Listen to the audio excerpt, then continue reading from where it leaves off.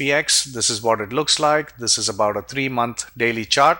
You can see it came down hard, and then now in the last couple of days it looks like we are turning around. So if that's the case, then what we want to do is, so it's right now at 1325. So you feel that, okay, there was a pretty strong move down, but now we are on our way up, and perhaps we should see an upside move in the next few days. So it makes sense to think logically that way, because we've seen it come down from 1415 all the way to 1291. That's a pretty big drop. That's almost a 10% drop. So now it may be reasonable to expect some kind of a snapback rally, perhaps from 1325, which is where it's trading at right now. It might go to 1370 or 1375. And so we want to capitalize an up move in the S&P.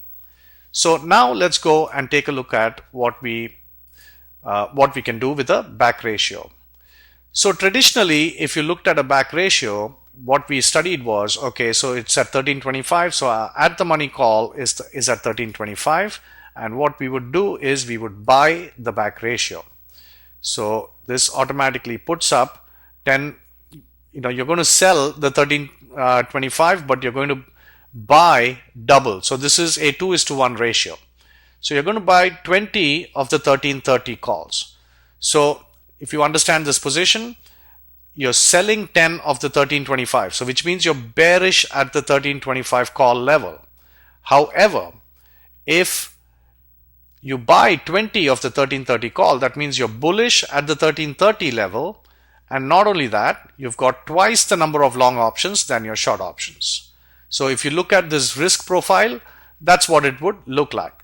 But that's not good, because you see that you're starting out on the negative with a loss. So what we want to do is we want to try to get credit over here, and the way you do that is you need to tweak your options. So let's try a 2:3 ratio. That doesn't help either. So let's say if we did a 10:12, it reduces the loss, but it doesn't take care of it.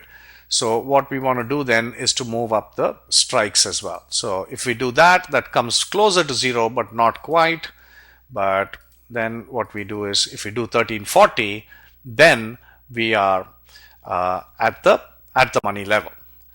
If you look at this graph here, let's try 15. 10/15, no, that goes under. So we don't want to do that. So 10/12, so which is a 5:6 ratio.